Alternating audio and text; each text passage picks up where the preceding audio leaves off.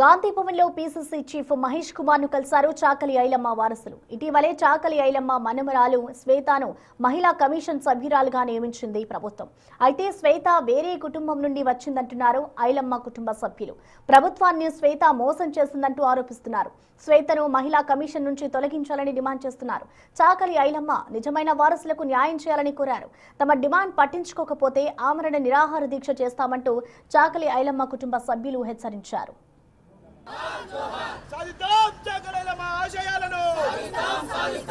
ప్రభుత్వాన్ని మోసం చేసిన శ్వేతను వెంటనే ప్రభుత్వాన్ని మోసం చేసిన శ్వేతను వెంటనే ప్రభుత్వాన్ని మోసం చేసిన శ్వేతను వెంటనే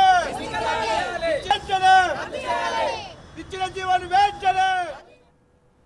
కాంగ్రెస్ పార్టీ వచ్చిన తర్వాత ఐలమ్మ వారసులను సెప్టెంబర్ 10 నాడు ప్రొఫెసర్ అలేఖ్య మేడం ఐలమ్మ సంబంధించిన నాటకం వేసింది. ఆ నాటకాన్ని చూసి ఫీదా అయిపోయి ఐలమ్మ కుటుంబంలో ఒక సభ్యురాలకి కమిషన్ సభ్యురాలుగా పదవి ఇవ్వాలని నిర్ణయించుకొని ప్రకటన చేశాడు.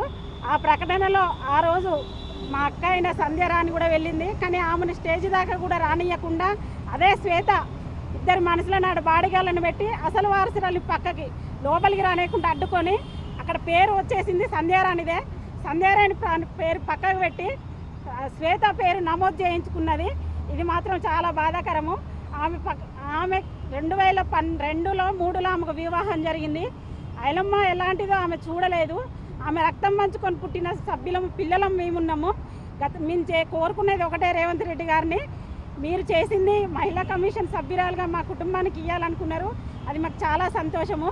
కాకపోతే అసలు వారసులను గుర్తించి కమిషన్ సభ్యురాలుగా ఇవ్వాలి.